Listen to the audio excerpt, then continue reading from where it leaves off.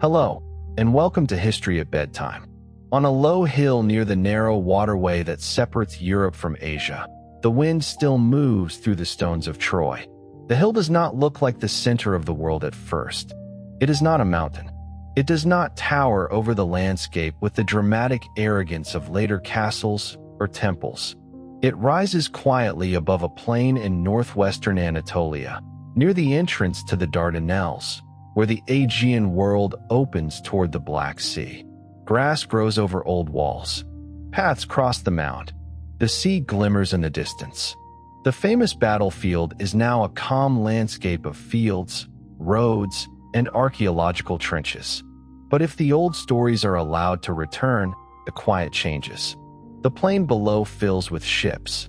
Smoke rises from cooking fires beside the Greek camp. Bronze helmets catch the sun. Horses stamp in dust. Messengers run between tents. Watchmen stand on the walls of Troy and look down toward the shore. Inside the city, women carry water. Children listen for rumors. Old men gather near the gates. And somewhere in the palace, a king named Priam waits while the war that has consumed his life circles closer to its end. The Trojan War is one of those stories that seems to exist in two worlds at once.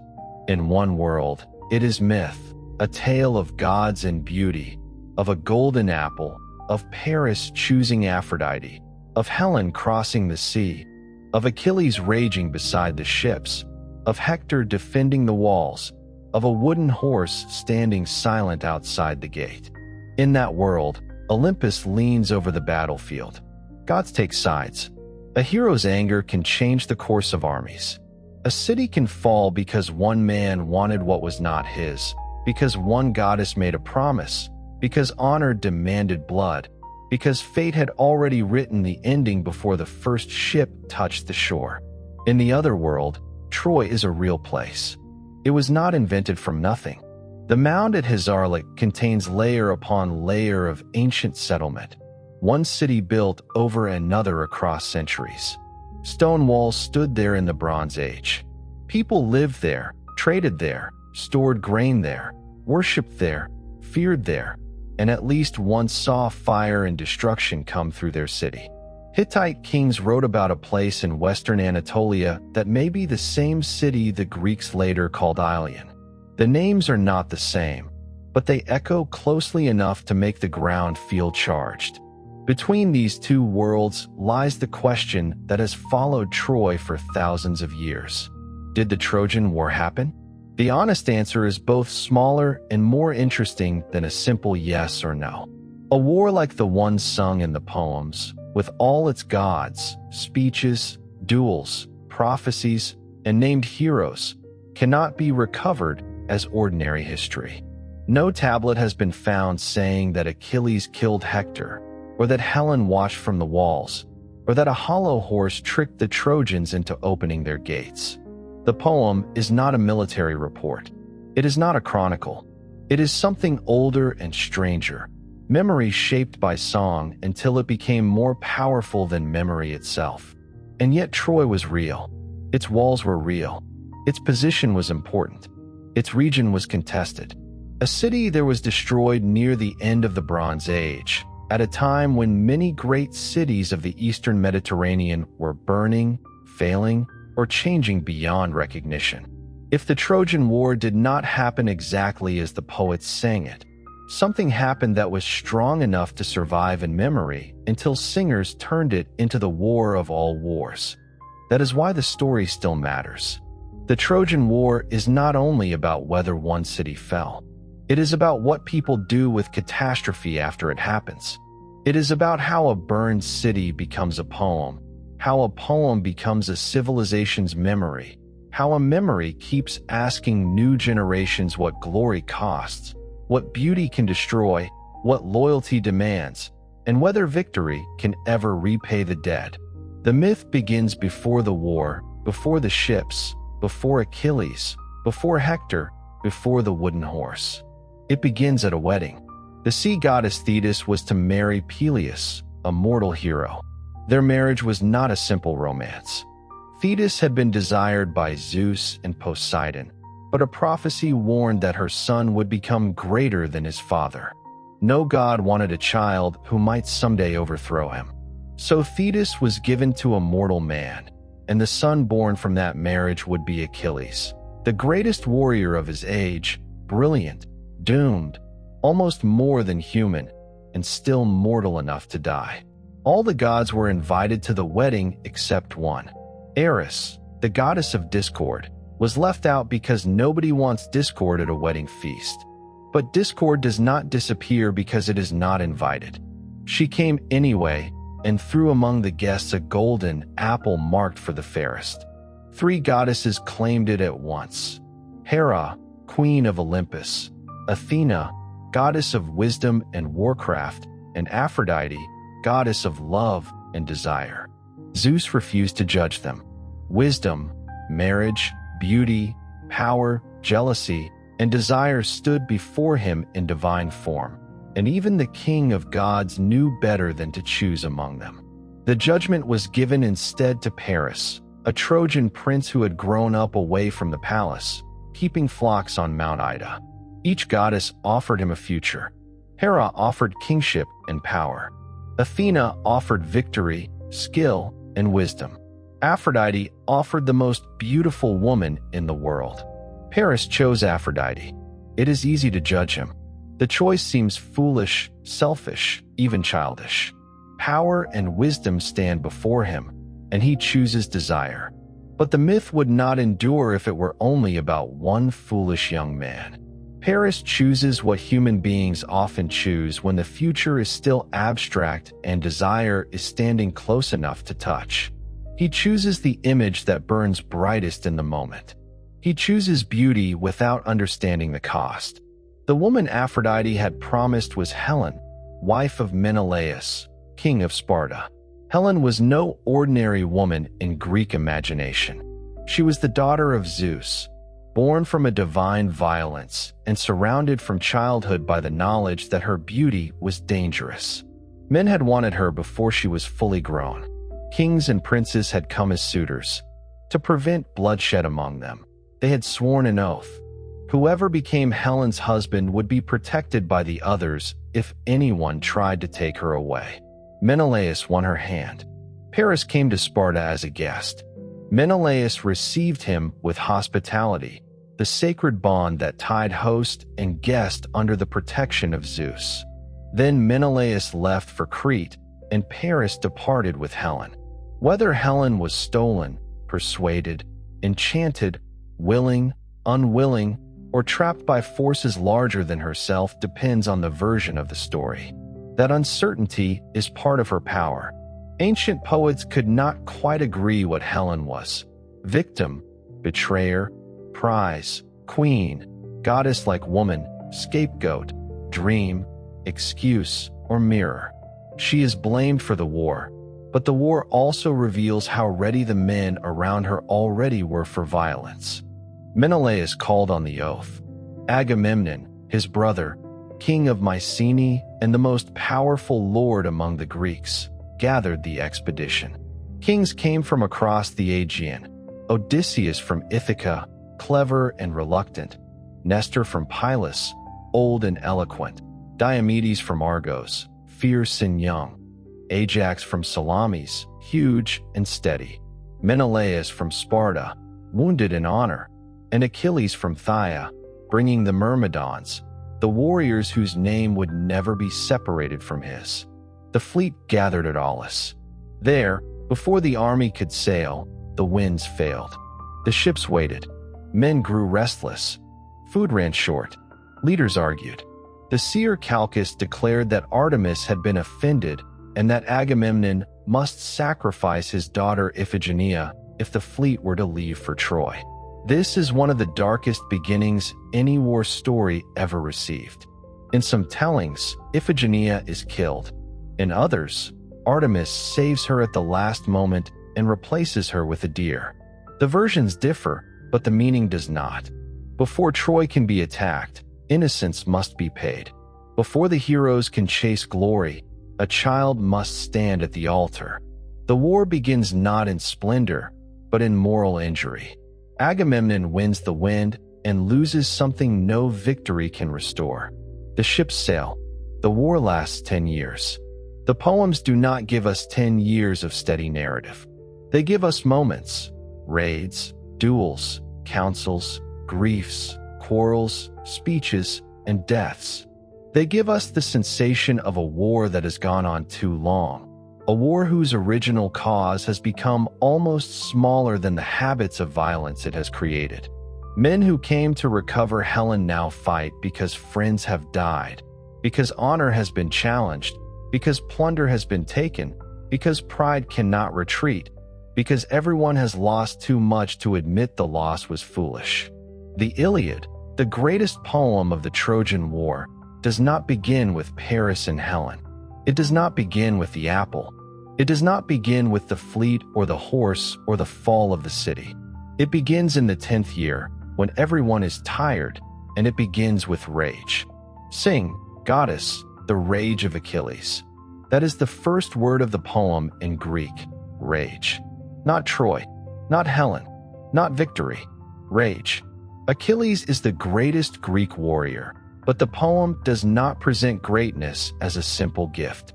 Achilles is magnificent and dangerous, capable of beauty and cruelty, loyalty and self-destruction. He knows that he has two possible fates. If he stays at Troy, he will die young and win undying fame.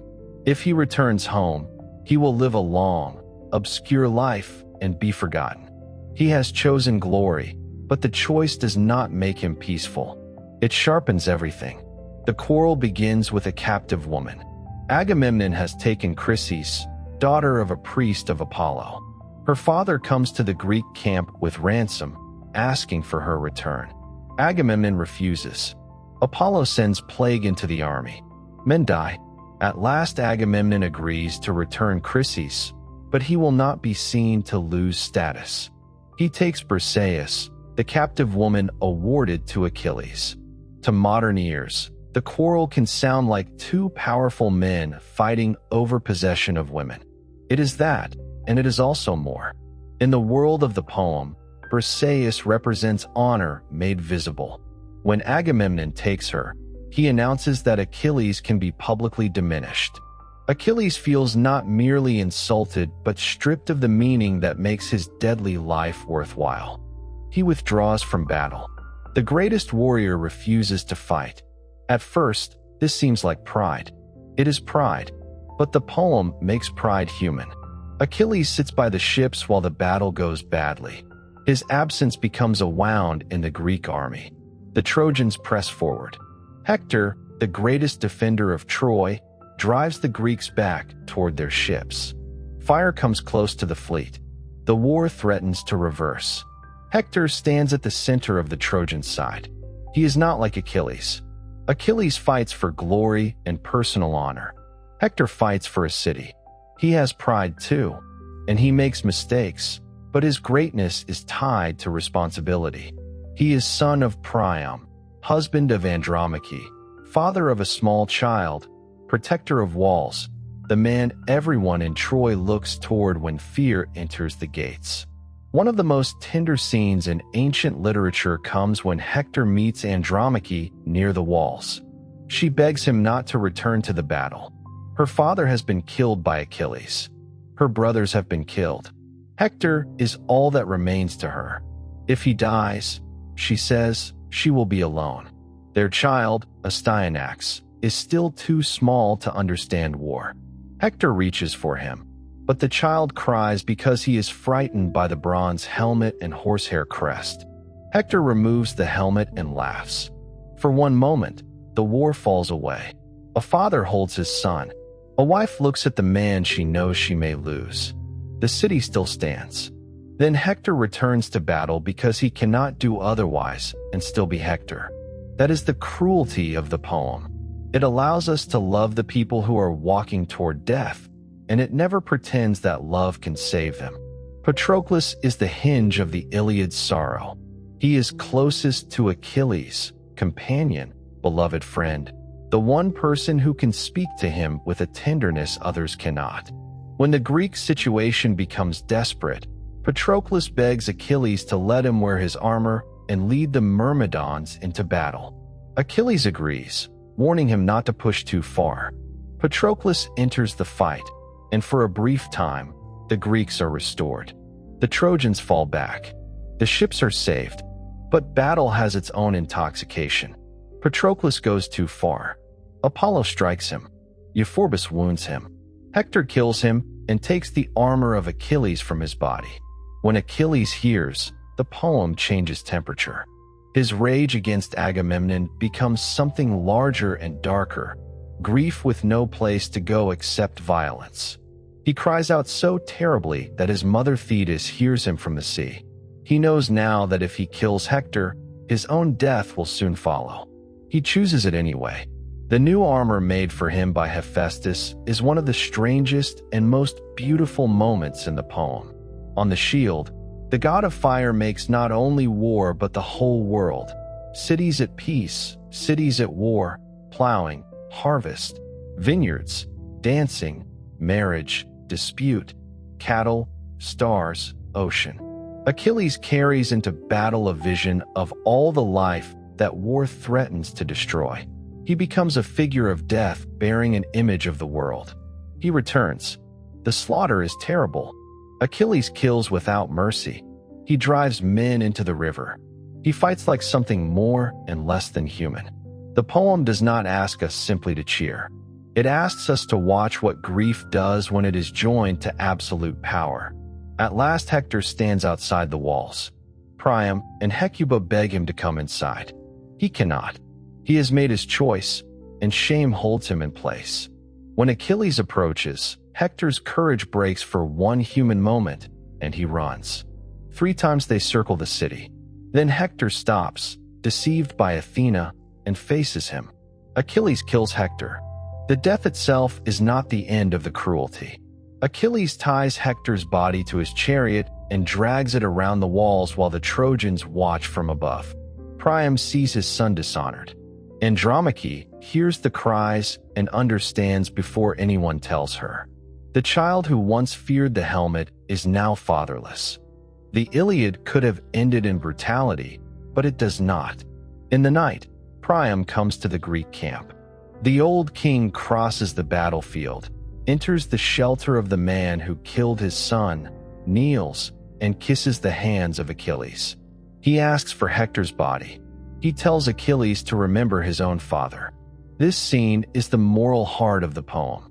For a moment, enemies see one another not as symbols, not as sides, not as Greek and Trojan, but as human beings trapped by the same machine of loss. Achilles thinks of his father, who will never see him return. Priam thinks of Hector, who will never rise. They weep together. Achilles returns the body. A meal is shared. The war pauses because grief has made enemies recognize one another. The Iliad ends not with the fall of Troy, but with Hector's funeral. That choice matters. The city has not yet fallen. Achilles has not yet died. The horse has not yet been built. But the poem stops with lamentation, as if to say that the deepest truth of war is not victory, but mourning.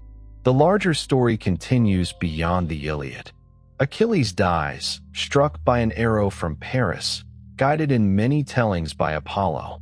The greatest warrior is brought down not in the kind of glorious duel his life seemed to demand, but by a shot to the vulnerable place that later ages would call his heel.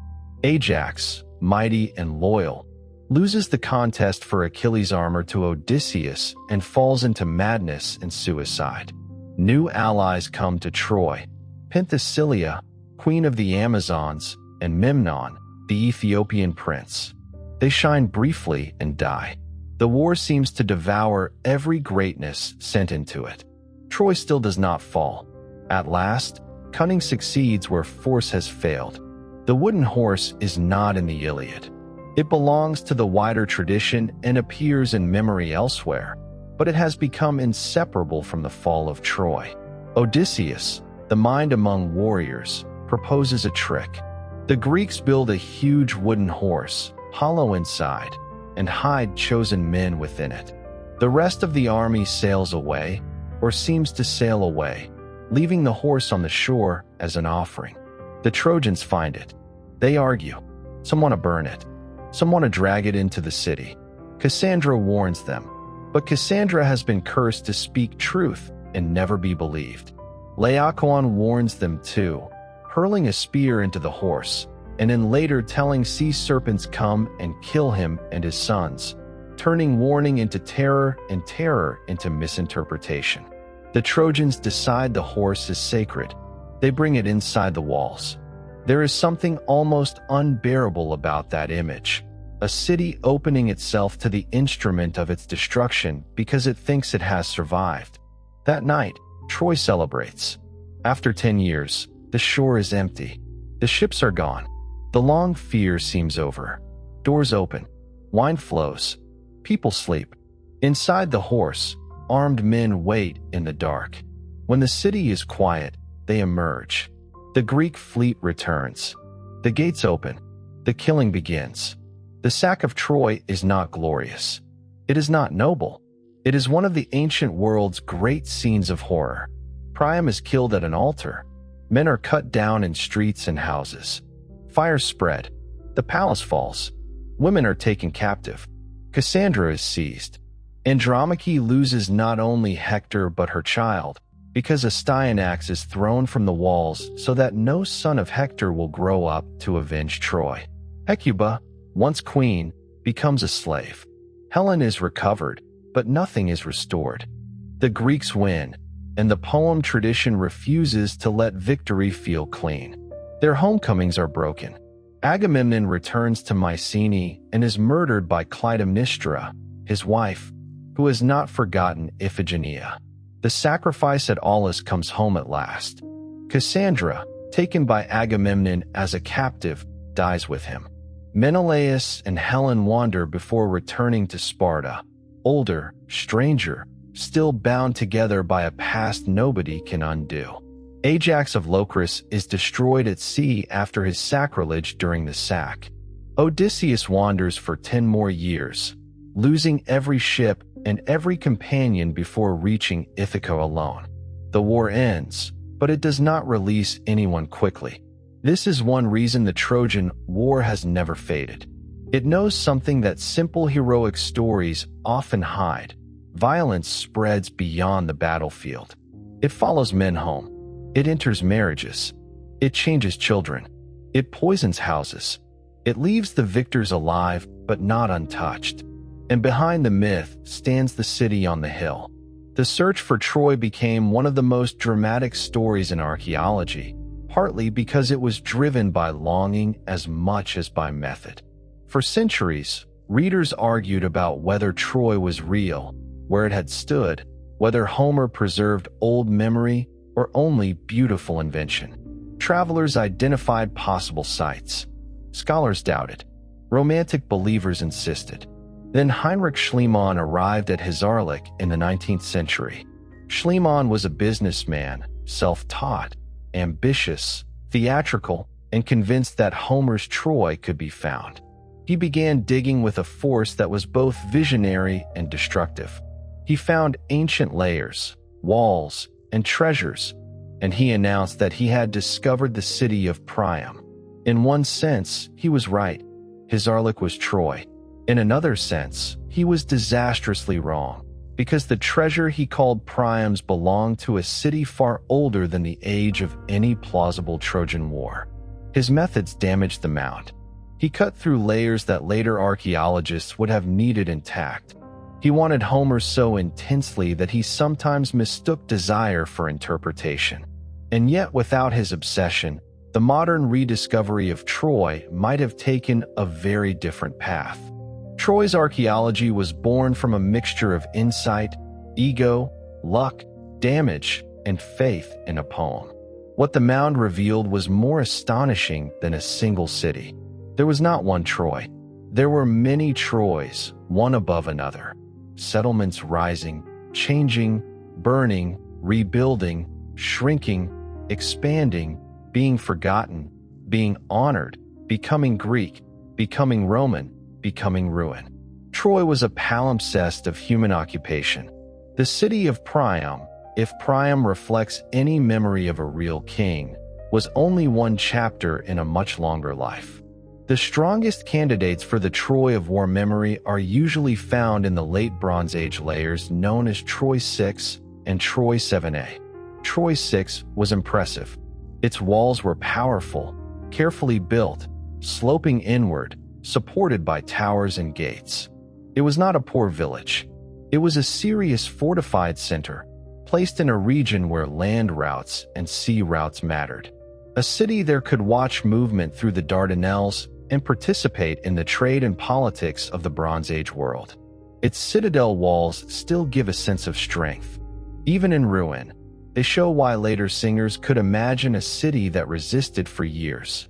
But Troy VI seems to have been destroyed around the end of the 13th century BCE, likely by earthquake.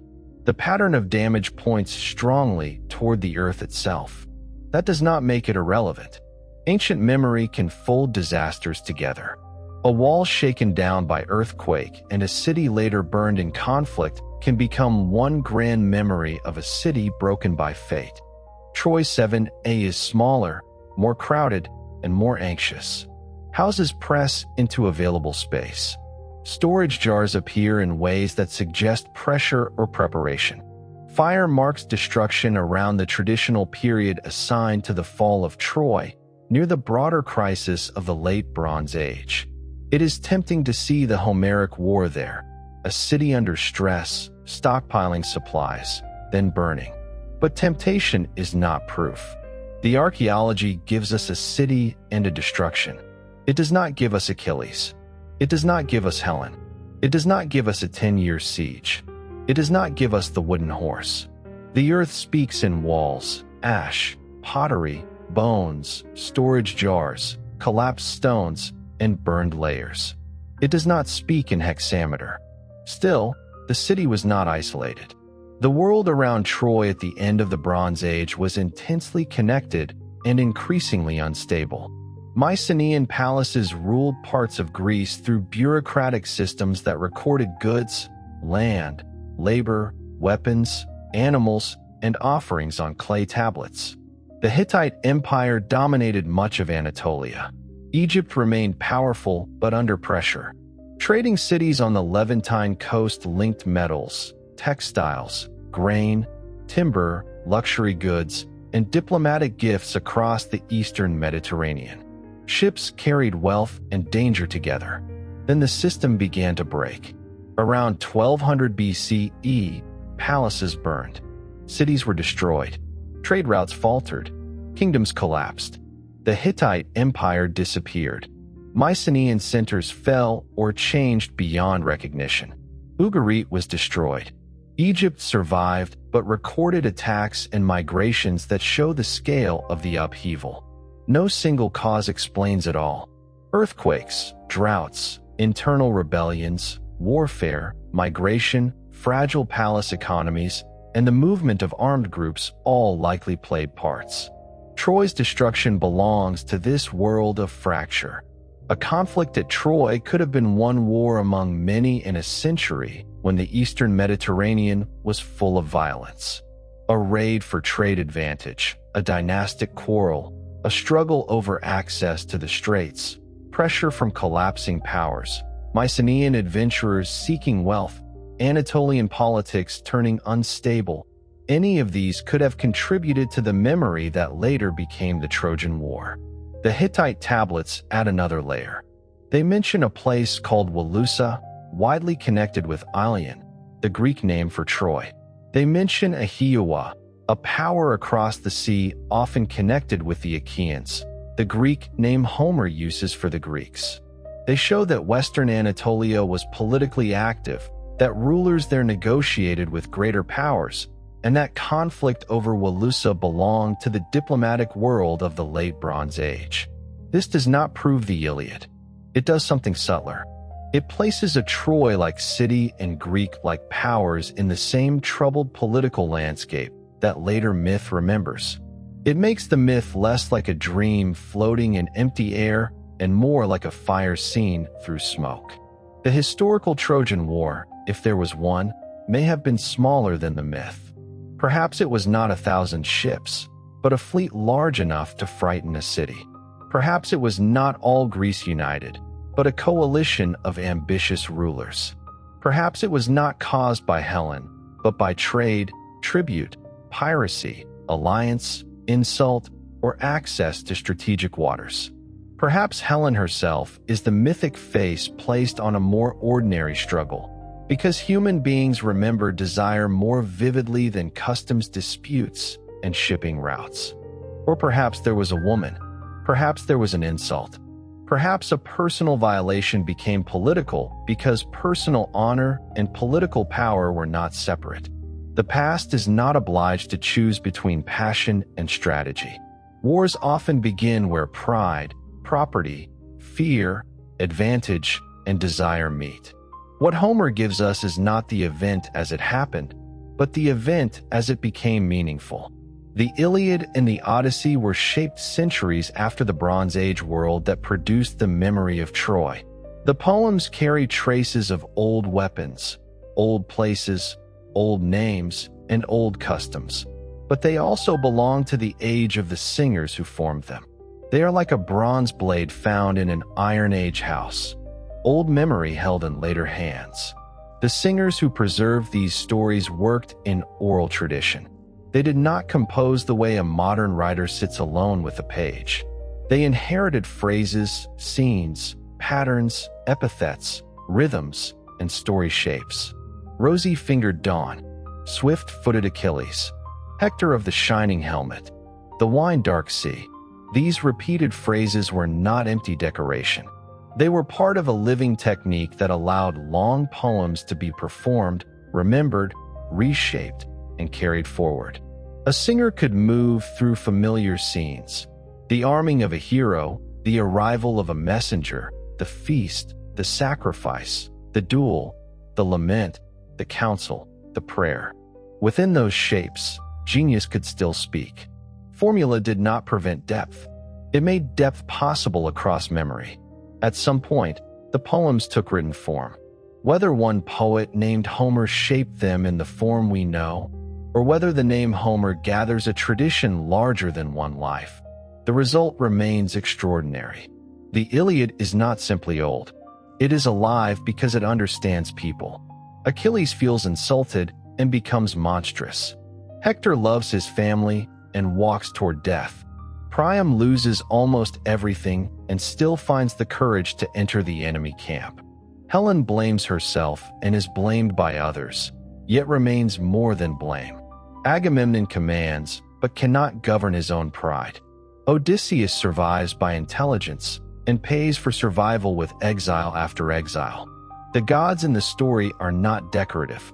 They are the form the poem gives to forces larger than human control: desire, panic, beauty, plague, battle madness, sudden courage, fog, confusion, charm, doom. Aphrodite draws Paris toward Helen. Athena sharpens strategy and deception. Apollo sends plague and supports Hector. Hera and Athena hate Troy. Zeus balances fate and glory.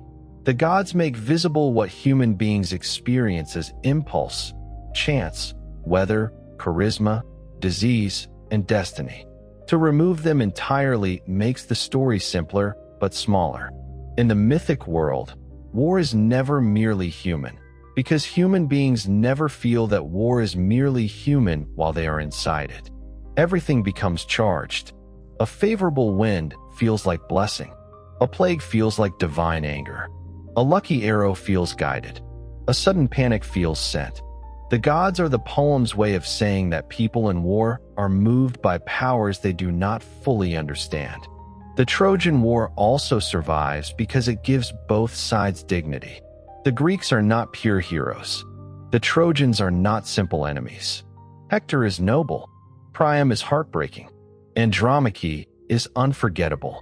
Helen is complex. Paris is beautiful and weak. Achilles is glorious and terrifying. Odysseus is brilliant and dangerous. Agamemnon is powerful and petty. No side owns humanity. That is why the poem is larger than propaganda. The women of Troy carry much of the story's truth. Helen stands at the center, but not because she is simply the cause. She is the screen onto which men project desire, blame, honor, and loss. She knows the damage attached to her name. In the Iliad, she speaks with a weary self-knowledge that makes her far more than a prize. She sees the shame around her. She sees the men fighting. She sees that beauty has become a wound. Andromache shows what war does to the private world. Her fear is not abstract. If Hector dies, she loses husband, protection, place, future. Her child loses inheritance and safety. The fall of a city is not only walls broken. It is households broken. Hecuba, queen of Troy, loses sons one by one and watches royalty become helplessness. Cassandra sees truth and cannot make it matter. Briseis and Chryses remind us that the quarrels of heroes are built on captive women's lives. The war's great men argue about honor, while women bear the consequences of being treated as honor's objects. When Troy falls, the women remain to remember. That is why later tragedies return to them again and again. The Trojan women, Hecuba, Andromache, Cassandra. Ancient drama understood that the end of battle is not the end of suffering. The defeated still have to live, and living after the city falls may be harder than dying before the walls. The wooden horse endures because it captures something frightening about trust. Walls can keep out force, but not deception. A city can survive spears and chariots and still fall by misreading a gift. The horse stands at the meeting point of religion, pride, exhaustion, and hope. The Trojans want the war to be over. They want the empty shore to mean safety. They want the object left behind to be sacred, not fatal. That desire makes them vulnerable. Every age understands this. The thing welcomed inside may be the danger. The victory celebration may begin too soon. The enemy may not be gone. The warning may be true even if nobody wants to hear it. Cassandra's curse is not only supernatural. It is social. People often refuse the truth that would require them to abandon hope. The fall of Troy is therefore not only a military trick. It is a tragedy of interpretation. After the fall, the story scatters like the survivors. Aeneas, carrying his father and leading his son, escapes the burning city and becomes the seed of another destiny. In Roman imagination, Troy's destruction becomes the beginning of Rome. The city that fell in Asia is reborn in Italy through exile, wandering, suffering, and duty. The Aeneid turns Trojan defeat into imperial origin, but it never entirely removes the grief. Aeneas carries Troy as wound and mission. The Greeks return home carrying their own ruin. Agamemnon's murder opens the cycle of revenge in his house. Orestes kills Clytemnestra and is pursued by the Furies. Odysseus returns to a house invaded by suitors and must bring violence into his own hall before peace can be restored. Menelaus and Helen sit in Sparta with wealth and memory, but the old brightness is shadowed. Their survival is not innocence. The Trojan War becomes, in this way, not one story but a web of aftermaths. No one leaves Troy unchanged. The physical city, meanwhile, continues its own long life. Greek settlers honored the place. Alexander the Great visited Troy and offered sacrifice there, linking himself to Achilles. Roman emperors honored it because Rome claimed Trojan descent through Aeneas. The mound became sacred memory, political symbol, tourist destination, ruin, argument, and eventually archaeological site. Troy's power did not depend on its size. It depended on the story attached to the ground. That story changed across time. In archaic Greece, it was heroic memory. In classical Athens, it became tragedy, ethical debate, and a mirror for the violence of empire. In Rome, it became ancestry. In the Middle Ages, European peoples imagined themselves descended from Trojan exiles, using Troy to give ancient dignity to newer kingdoms. In the Renaissance, The recovery of Greek texts brought Homer's voice back with renewed force. In modern times, Troy became archaeology, literature, film, war memory, and a permanent question about the relationship between beauty and destruction. Each age finds its own Troy. A world of kings finds noble lineages. A world of empire finds founding myths. A world of war finds trauma. A world of archaeology finds layers and dates. A world of cinema finds faces, bodies, armies, and spectacle. A world suspicious of heroism finds Achilles disturbing. A world hungry for meaning finds Hector noble. A world that has seen cities bombed from the air understands the burning of Troy too well. Troy endures because it is never only ancient. Every burning city is Troy. Every soldier who cannot return unchanged is part of Troy. Every family waiting behind walls is part of Troy. Every victory that tastes of ash is part of Troy. Every story told afterward, trying to give shape to unbearable loss, belongs to the long shadow of Troy. The place itself remains quieter than the story. At Hisarlik, the visitor does not see golden palaces or the shining towers imagined by poets. One sees stones, cuts in earth, walls from different ages, signs, paths, foundations, a reconstructed idea here and there, and the plain beyond. The scale can feel modest after the grandeur of the myth, but that modesty is instructive. Human beings do not need enormous ruins to create enormous memory. A small hill can hold a world if enough grief and song gather there. The sea is farther away now than it was in the Bronze Age. The coastline has shifted. Rivers have changed the plain.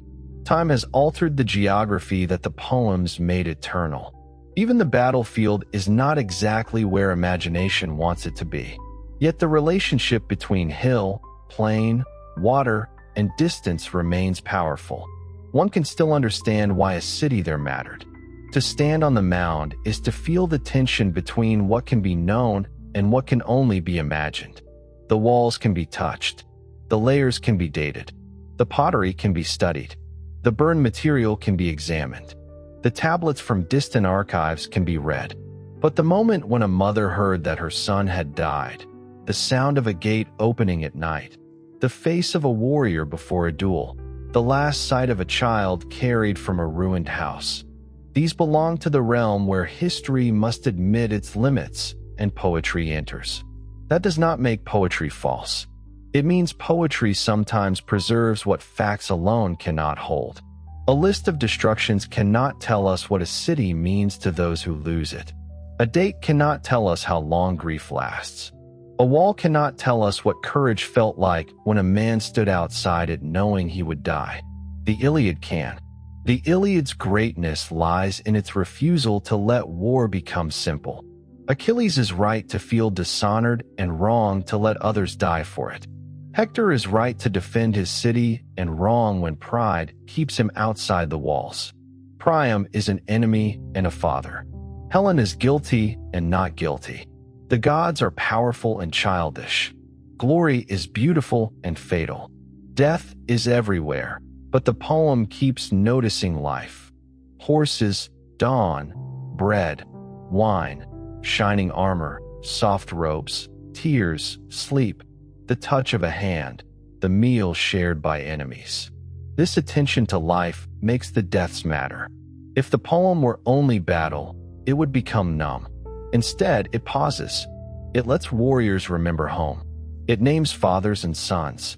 It lingers on armor because armor was made by hands and worn by bodies. It notices horses because horses feel fear. It gives even minor deaths a lineage, a flash of biography, a glimpse of the life cut short. A man falls, and for a moment we know where he came from. That is not accidental. It is the poem's moral intelligence. War reduces people to sides.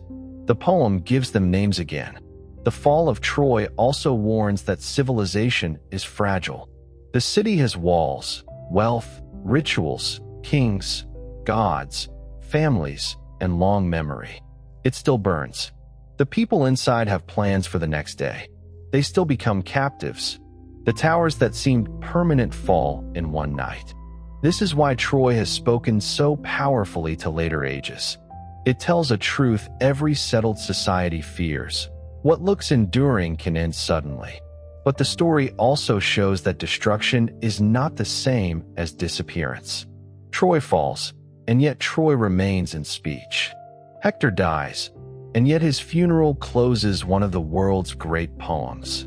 Achilles dies, and yet his name becomes a measure for glory and vulnerability. Helen is blamed, desired, defended, condemned, and reimagined for millennia. The city loses its life and gains a second life in memory. That second life is not harmless. Myths can glorify war, excuse conquest, and turn suffering into beauty too quickly. But the Trojan tradition is more troubling than simple glorification. Its greatest moments are not scenes of clean victory. They are scenes of grief. Andromache on the wall, Priam in Achilles' shelter, Hector's funeral, the women after the sack, Odysseus weeping for home, Aeneas carrying the ruins of his past into exile. The story knows that glory and sorrow are intertwined. Perhaps that is why the Trojan War remains one of the central stories humans tell about war. Not because it explains war neatly, but because it refuses to explain it away. It gives war splendor and then shows the corpse beneath the splendor. It gives heroes beauty and then makes beauty mortal. It lets God speak and then shows humans bearing the pain. The face that launched 1,000 ships is only one doorway into the story. Behind that phrase stands a world, a wedding where discord was excluded and therefore arrived, a prince who chose desire, a woman whose beauty became public property, a husband shamed, a brother ambitious, an oath activated, a fleet trapped by wind, a daughter sacrificed, a beach camp aging through 10 years, a warrior insulted, a friend killed, a father begging for his son's body, a city deceived, a horse dragged through gates, a child thrown from walls, survivors scattered across the sea. The phrase is beautiful. The story it opens is devastating. If Troy teaches anything, it may be that human beings are very good at turning disaster into song, and very slow to stop making disasters. The old singers did not save Troy. They could not. But they saved the shape of grief. They gave later generations a way to think about anger before it becomes slaughter, honor before it becomes cruelty, beauty before it becomes excuse, victory before it becomes emptiness, and memory before it becomes silence. The wind moves over Hisarlik. It has moved there through Greek worship, Persian roads, Macedonian ambition, Roman reverence, Byzantine change, Ottoman fields, modern excavation, and the footsteps of travelers who come because a poem once made the place impossible to forget. The wind does not care about Achilles or Hector. The stones do not speak their names. The plain is not always dramatic. The sea is simply the sea. And yet, when the light changes, the old story gathers again. A man stands outside the wall. A woman watches from above. A child is frightened by a helmet. Ships wait by the shore. An old king prepares to cross the battlefield. Somewhere in the darkness, men inside a wooden horse hold their breath. Troy is gone. Troy is still happening. The city that burned near the end of the Bronze Age has become a way of asking what remains after violence has done its work. Stone remains for a while. Names remain longer if they are sung. Grief remains longest of all, changing form from tears to memory, from memory to story, from story to inheritance. The Trojan War sits at the meeting point of myth and history because human beings live at that meeting point too. We need dates and ruins, but we also need meanings. We need to know where the city stood, but also why the fall of a city thousands of years ago can still feel personal. We need to know what the earth can prove, and we need to understand why the poem still hurts. The answer may be that Troy is not only about the past. It is about the moment before a door is opened, the moment before anger speaks, the moment before pride refuses apology, the moment before a warning is ignored. The moment before a city decides that danger has passed. The moment before a family becomes memory. Those moments are never ancient. Before the story reaches its final quiet, there is more to see in the world around Troy. The Greek camp itself deserves attention, because the war was not lived only by heroes in moments of crisis. 10 years before a city walls would have meant 10 years of tents, huts, ships dragged above the surf, cooking fires, wounded men, arguments over loot, sacrifices to gods, repairs to equipment, boredom, sickness, jealousy, songs, gambling, and the endless labor required to keep an army alive far from home. A fleet is not only a heroic image. It is a floating village turned military machine. Each ship carried men who had once belonged to particular valleys, islands, towns, and households. They had fathers, wives, lovers, children, farms, debts, feuds, and memories of home. The catalog of ships in the Iliad can seem long and strange to modern ears, but it preserves a powerful idea. War gathers local worlds and makes them serve one destructive purpose. A man from Boeotia and a man from Ithaca and a man from Crete may die on the same plain before a city that was not their home. The camp would have been a place of waiting. Ancient warfare often moved in bursts: a raid, a duel, an assault, a day of battle, followed by long pauses where men repaired, buried, argued, sacrificed, ate, watched the enemy walls, and wondered when the next summons would come. This waiting is not empty. Waiting is part of war's pressure. It allows fear to ferment. It turns rumor into poison. It makes insults grow larger. It gives pride time to harden. Achilles' withdrawal from battle happens in that kind of world. He does not simply leave a clean battlefield. He removes himself from a society of armed men living in close quarters, where reputation is oxygen. Everyone knows he is absent. Everyone knows why. Every Greek defeat becomes an accusation directed at Agamemnon. Every Trojan success becomes proof that Achilles matters. The quarrel becomes public because the camp itself is public. Agamemnon, too, is trapped by the social world of the camp. He is the commander, but command among heroes is not the same as command over disciplined soldiers in a later army. He must lead men who consider themselves kings in their own right, men whose loyalty depends on honor, gifts, persuasion, obligation, and fear of shame. He cannot simply issue orders as if Achilles were a servant. He needs Achilles, but he also needs to be seen as greater than Achilles. That contradiction helps destroy him. The Iliad understands leadership as a dangerous performance. A weak leader loses control. A proud leader creates enemies. A generous leader may be exploited. A cautious leader may be called cowardly. Agamemnon is powerful, but he does not have the moral greatness to hold together a coalition of dangerous men without injuring the very people he needs. His failure is not only personal, it is structural. The army is full of pride because heroic society teaches men to live by pride. On the Trojan side, the city has a different pressure. Troy is besieged, but it is not always shown as starving or collapsing. It has houses, gates, altars, elders, women on the walls, children in rooms, and a royal family still functioning under dread. The Trojans are not faceless defenders. The poem gives them domestic space. Hector returns from battle into the city, and suddenly war is measured against ordinary life. The loom, the chamber, the child, the marriage bed, the parents who beg him not to die. This contrast is one of the reasons Hector feels so human. Achilles is often beside the ships, near the edge of the sea, close to the world of departure and death. Hector belongs to the city. He moves between battlefield and household. He can see what he is fighting for. That makes him noble and trapped. The more clearly he loves Troy, the harder it becomes for him to save himself. Troy's elders know another kind of helplessness. They sit near the Scaean gate, too old to fight, but not too old to understand beauty, danger, and loss. When Helen appears, they do not simply condemn her.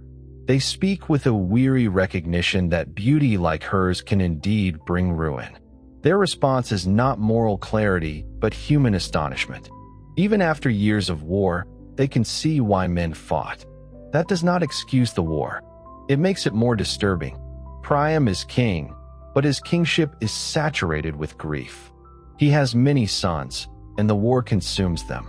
A large royal family, which should be a sign of dynastic strength, becomes a field of future mourning. Each son is a branch cut away. Hector is the greatest, but he is not the only loss. In Priam, the poem gives us old age forced to witness the destruction of what old age should have been allowed to leave behind. Hecuba, his queen, carries a different terror. She sees not only the deaths of sons, but the future awaiting daughters and daughters-in-law if the city falls. She understands what conquest means for women. When she begs Hector to stay inside, her plea is not cowardice. It is knowledge. She knows that heroic duty will not warm the bed after he is gone. She knows that the city's honor will be no shield once the gates are broken. Andromache sees even more clearly because she has already lost almost everything. Her speech to Hector is one of the great arguments against heroic abstraction. She does not speak of fame. She speaks of kinship, vulnerability, widowhood, orphanhood, practical disaster. She tells him that he is father, mother, brother, and husband to her now because Achilles has killed her family. Her love is not decorative. It is a survival map. If Hector dies, her world dies before the city does. The child Astyanax brings the whole political world into a single small body. His name means Lord of the City or Protector of the City because the Trojans call Hector the city's protection. But the child himself is powerless. He is frightened by a helmet. He reaches for the familiar face beneath it. In that moment, the future of Troy is not a military problem, but a child's fear of bronze. Later, after the fall, the killing of Astyanax becomes one of the most brutal pieces of the tradition because it reveals the logic of total victory. The Greeks do not kill him because of what he has done. He is a child. They kill him because of what he might become. War reaches forward and murders the future before it can grow. The Trojan War tradition is filled with such reversals. Objects of beauty become instruments of death. Marriage produces war. A guest becomes a violator. A gift becomes a trap. A shield shows the whole world while its bearer goes to kill. A horse, the noble animal of warriors and kings, becomes a hollow engine of deceit. A city that thinks it has been spared is destroyed at the moment of relief. This is why the myth feels carefully built even when its pieces come from many traditions. It is held together by irony. Human beings misread what matters. Paris sees Helen, but not the war. Agamemnon sees command, but not the wound to Achilles' honor. Achilles sees honor, but not the cost to Patroclus until too late. Hector sees shame, but not the possibility that retreat could save the city's strongest defender. The Trojans see a sacred offering, but not the men hidden inside. Again and again, people act within limited vision, and fate enters through what they cannot or will not see. Fate in the Trojan War is not simple predestination. It is more like a pressure that becomes visible after choices have been made. The characters choose, but their choices occur inside a world of prophecies, divine plans, inherited obligations, and social codes. Achilles chooses glory, yet the choice was shaped by the very values that raised him. Hector chooses honor, yet honor has been defined by a world that may kill him. Helen follows Paris, or is taken by him, but her body has already been made into a prize by the system around her. Fate often looks like culture hardened into destiny. The gods enforce this feeling. They do not behave like distant moral judges. They quarrel, deceive, desire, protect favorites, and nurse grudges. Hera hates Troy. Athena hates Troy. Aphrodite protects Paris and Helen. Apollo protects Trojans. The gods are immortal, but not always wise. Their immortality makes them both magnificent and careless. They can stir men to battle and then withdraw to Olympus. Humans bleed. This divine carelessness makes the poem darker. Mortals suffer consequences that gods can escape. Paris chooses Aphrodite, but Aphrodite does not burn when Troy burns. Hera and Athena see their grievance satisfied, but the old men and children inside the city pay the price. The gods magnify human conflict, but they are not forced to bury the dead. And yet the gods also make the world radiant. Without them, the Iliad would lose part of its brightness. Dawn has fingers. Rivers can rage. Sleep can descend like a power. A battlefield can become the stage of heaven's quarrels. The world is never inert. Everything has presence. The divine in Homer is not only religion. It is the sensation of living in a world where every emotion seems larger than the person feeling it. For ancient audiences, the Trojan War was not distant entertainment in the modern sense. It was a shared inheritance. The names mattered. The places mattered. Families and cities traced prestige through heroes who had fought at Troy. Local shrines honored men from the poems. The story gave Greek communities a common past, even when they were politically divided. To know Troy was to know a language of identity. The story also allowed Greeks to think about themselves by thinking about others. The Trojans are foreign, but not barbaric. They speak the language of honor. They worship gods recognized by the Greeks. They have elders, warriors, wives, priests, and customs. They are close enough to be sympathetic and different enough to be enemies. That closeness makes the war tragic rather than merely hostile. The poems may preserve memories of a world before the Greek city-state. The palaces of Mycenae, Pylos, Tiryns, and other centers were long gone by the time the Iliad took shape, but their echoes remain. Powerful kings, bronze weapons, great halls, chariots, gift exchange, warrior elites, and a geography of heroic lordship. The singers lived after the collapse, but they looked backward toward an age that seemed both grander and more terrible. The collapse itself is one of the great turning points of ancient history. At Pylos, tablets baked by the fire that destroyed the palace survived by accident. Those tablets speak not of poetry but of administration, lists, allocations, personnel, goods, equipment. They show a world intensely managed. Then the palace burns, and the records stop. At Mycenae and Tiryns, walls remain, but the system that built them changes. In Anatolia, Hittite power vanishes from its capital. Across the eastern Mediterranean, the old network fractures. This world of collapse is the world in which a historical conflict over Troy becomes plausible. Not because the poem can be mapped directly onto it, but because the age was violent, mobile, and unstable enough to produce events later remembered as legendary. A city at the edge of Anatolia, near strategic waters, connected to trade and diplomacy, could easily become a prize, ally, enemy, or obstacle. The straits mattered. The Dardanelles connect the Aegean to the Sea of Marmara and then to the Black Sea. Control of nearby routes could affect trade, movement, and prestige. Even if Troy did not directly control every ship that passed, its position placed it near a zone of consequence.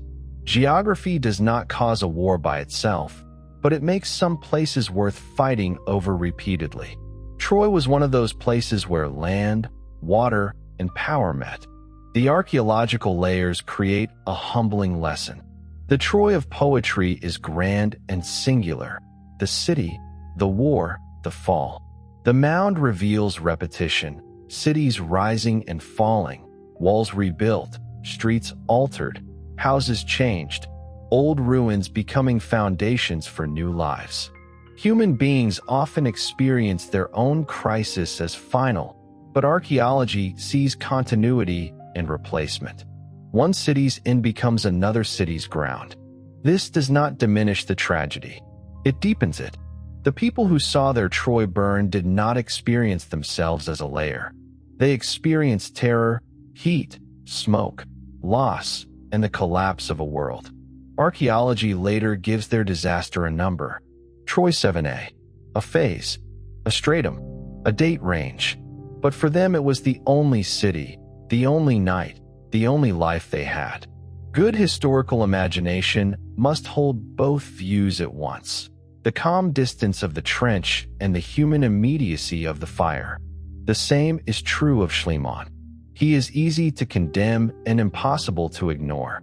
His digging damaged Troy, but his obsession changed the study of the ancient Aegean. He was not the careful archaeologist later generations would want him to be. He was a man of his century.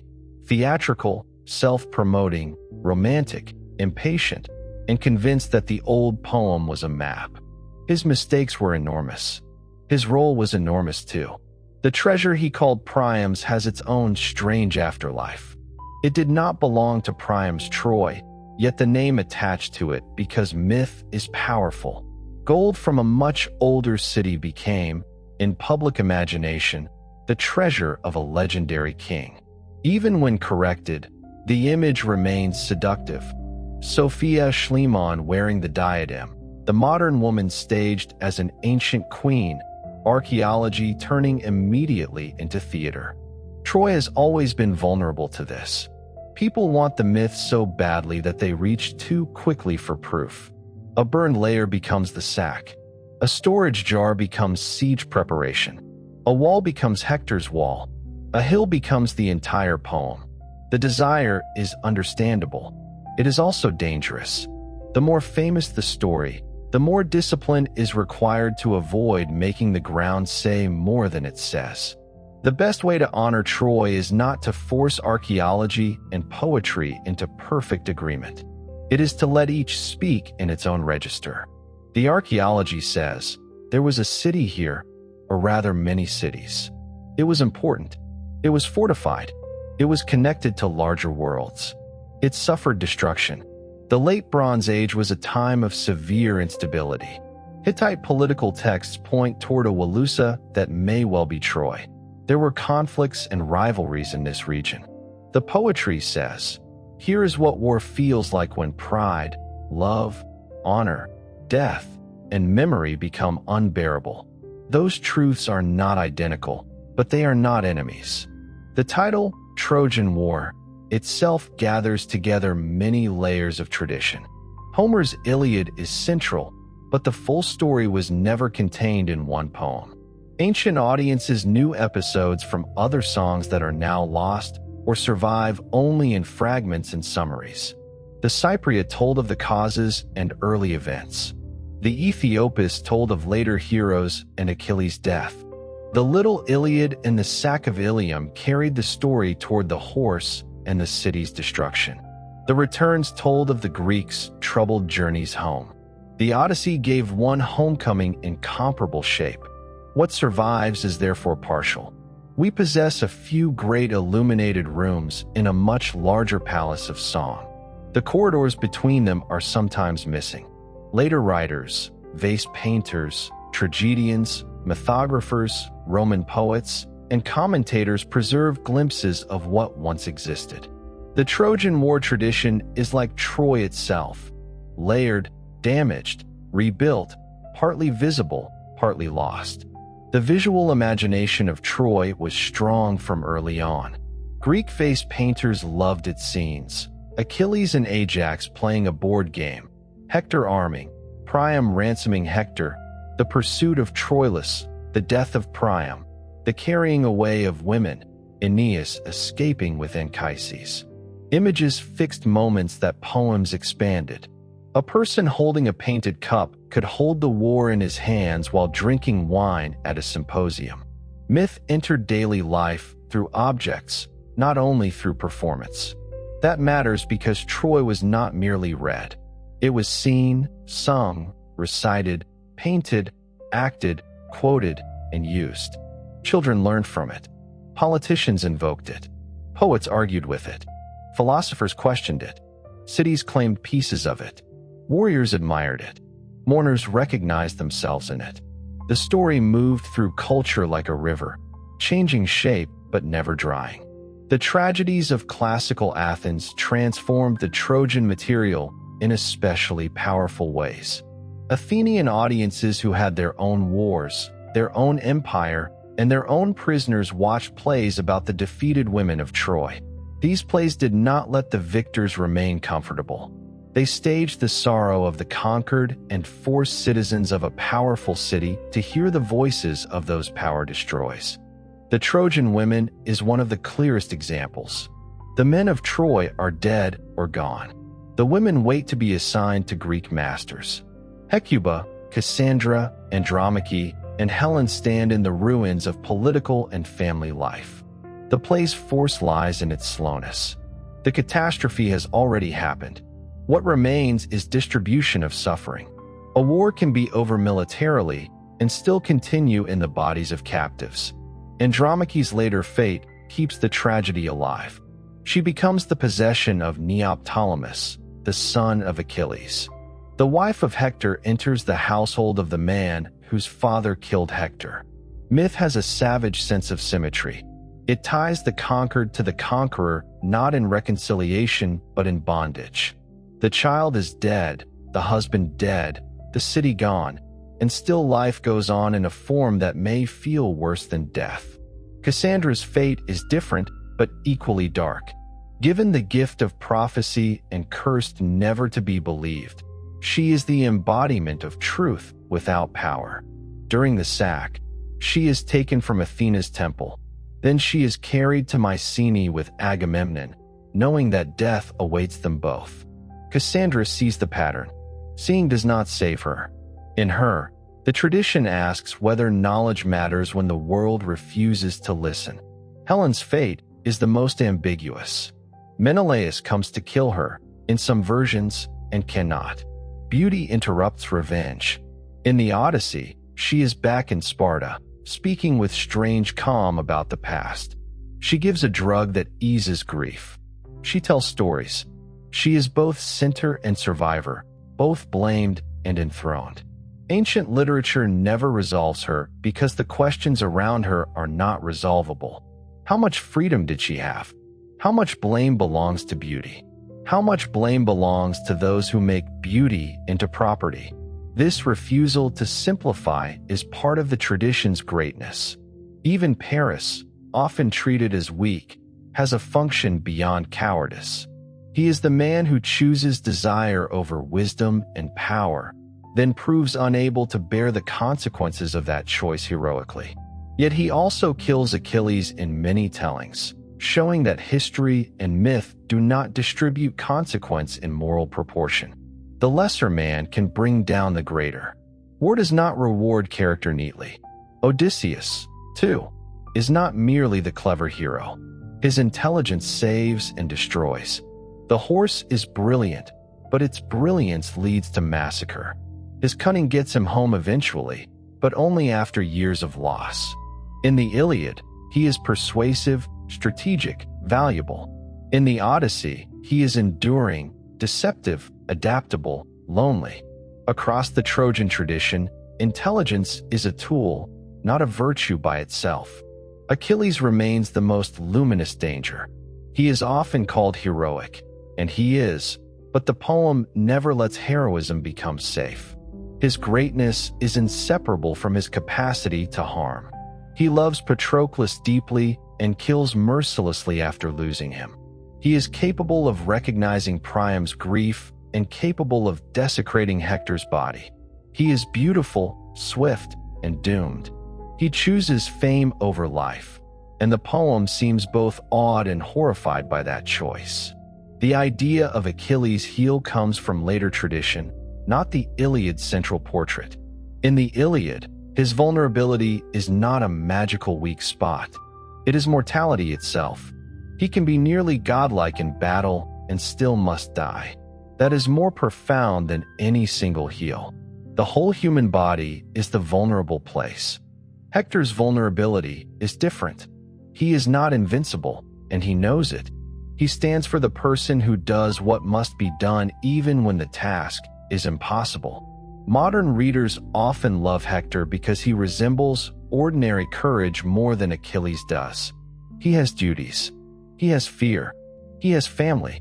He has no illusion that glory will compensate Andromache. Yet he goes. The war between Achilles and Hector is therefore not only a duel between warriors. It is a collision between two forms of meaning, glory and responsibility, individual fame and civic duty, the man who knows he will die young and the man who cannot abandon the city that depends on him. Neither is simple. Both are doomed. If the Trojan War were only myth, it would still be one of humanity's great inheritances. If it were only archaeology, it would still be a crucial Bronze Age site. Its peculiar power comes from the fact that it is both, a real hill carrying an unreal story that may preserve real fire. The uncertainty does not weaken Troy. It gives Troy depth. Certainty can be smaller than mystery. A fully documented Trojan War would answer some questions and kill others. We would know dates, commanders, causes, perhaps casualties. But we might lose the shimmering space where the story asks what every war becomes after memory has worked on it. The gap between history and myth is not empty.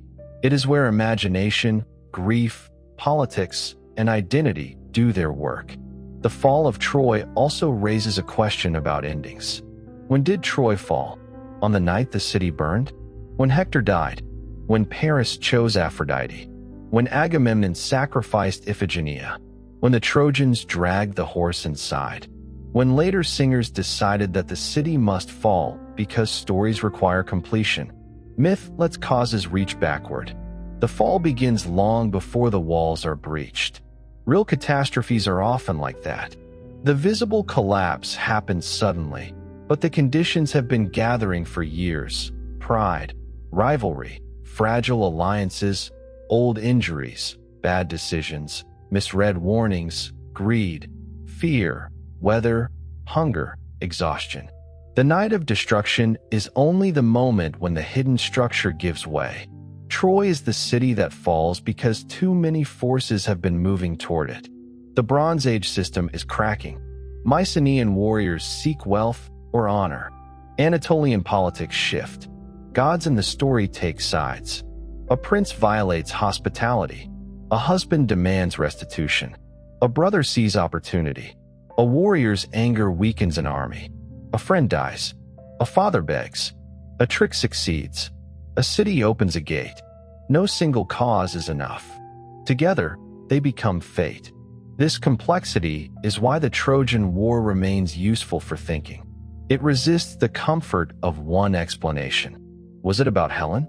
Yes and no. Was it about trade? Perhaps. Was it about honor? Certainly. Was it about divine will? In the mythic world, yes. Was it about the collapse of a regional system? In historical terms, maybe. Was it about the human need to turn violence into meaning? Absolutely. The best stories do not reduce life. They enlarge the field of vision. The Trojan War also changes how we understand home. For the Trojans, home is the city that must be defended and is lost.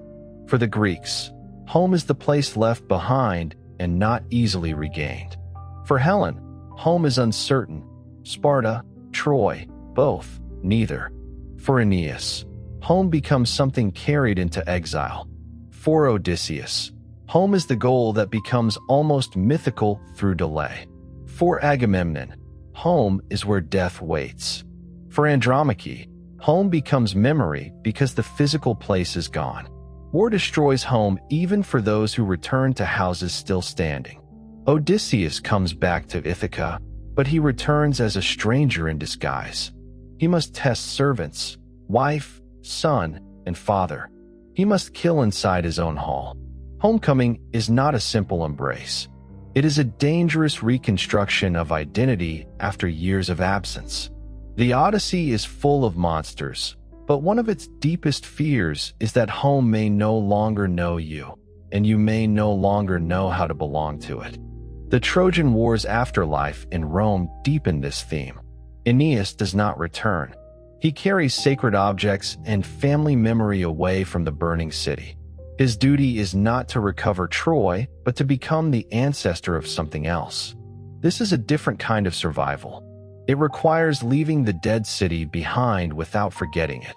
Rome's greatness, in Virgil, begins in refugee grief. That idea gave Troy enormous political value. A people could claim nobility by claiming descent from Troy.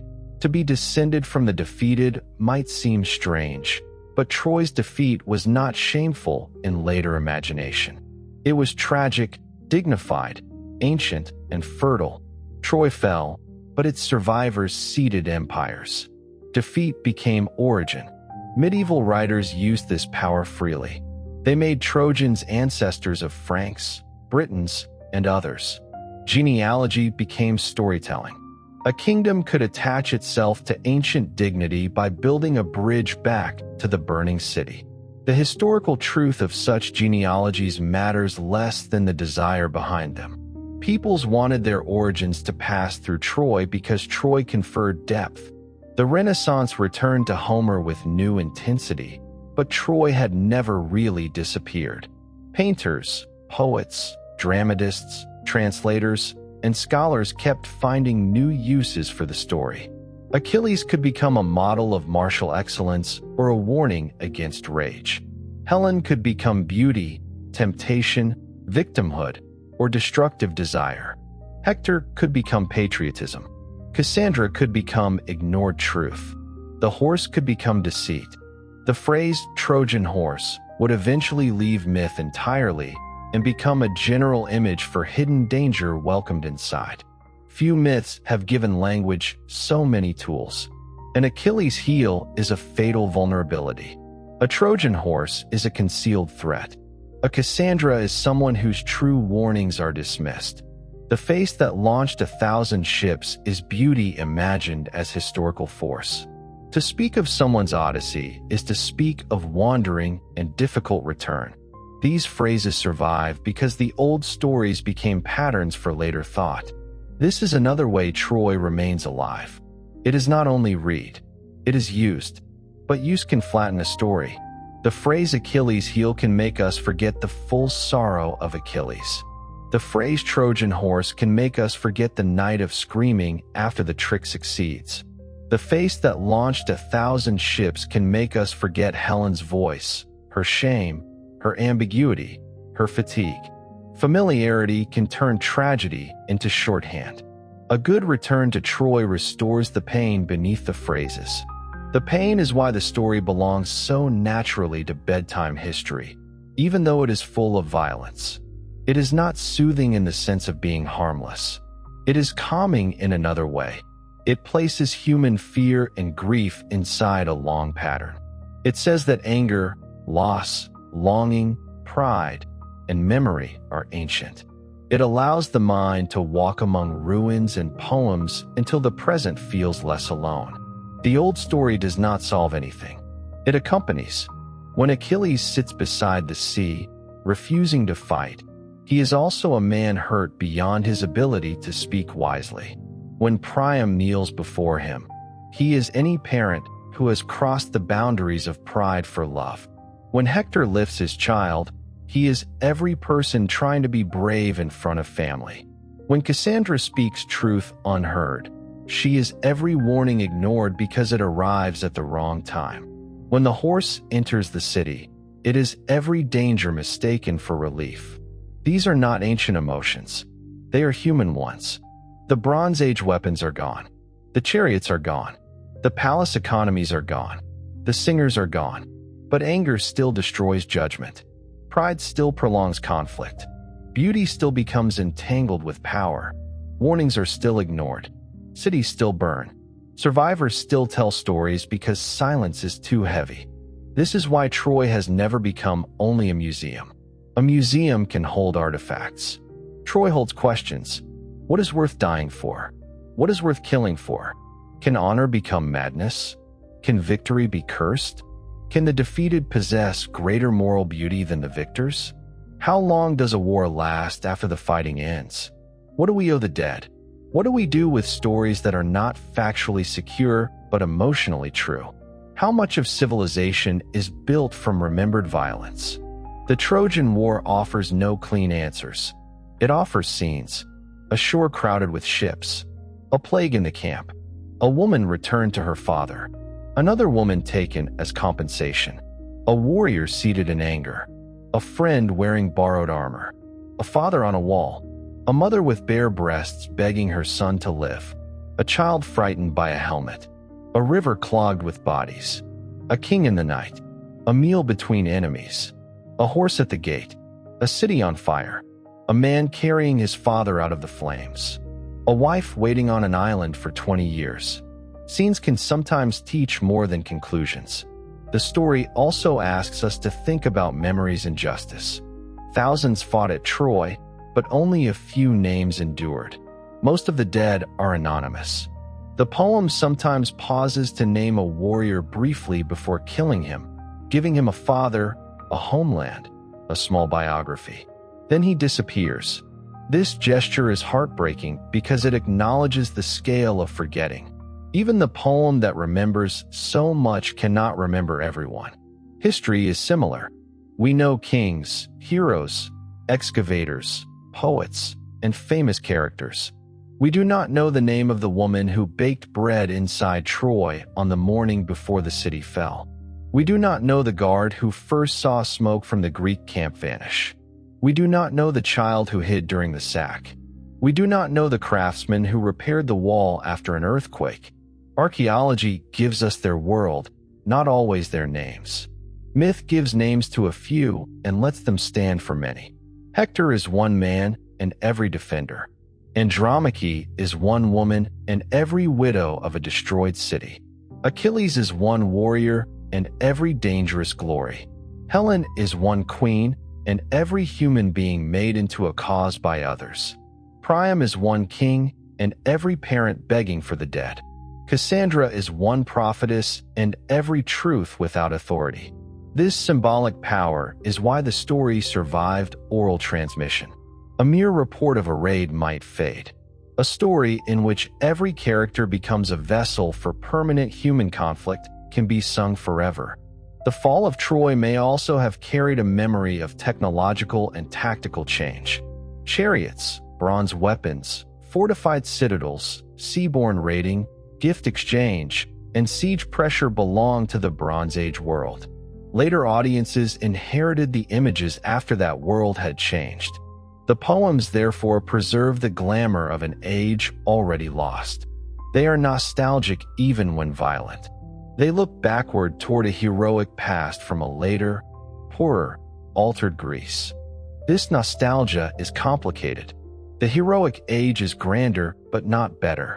Its men are stronger, its objects finer, its gods nearer, but its suffering is immense.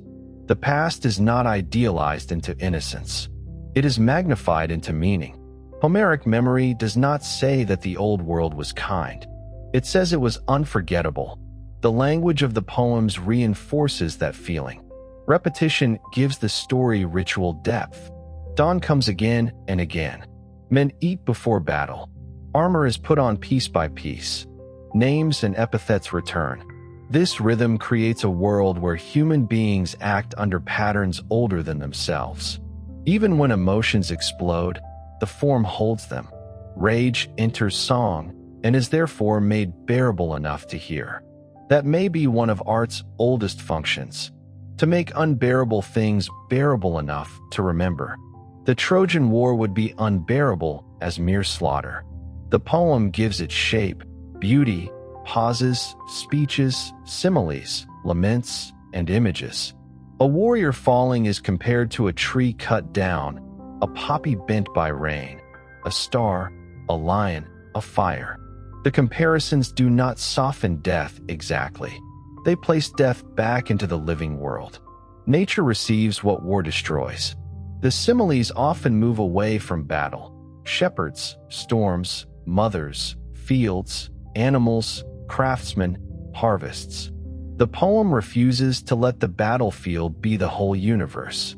Every time it compares a warrior to something in ordinary life, It reminds us that war is an interruption of a world larger than war. The shield of Achilles does this most magnificently.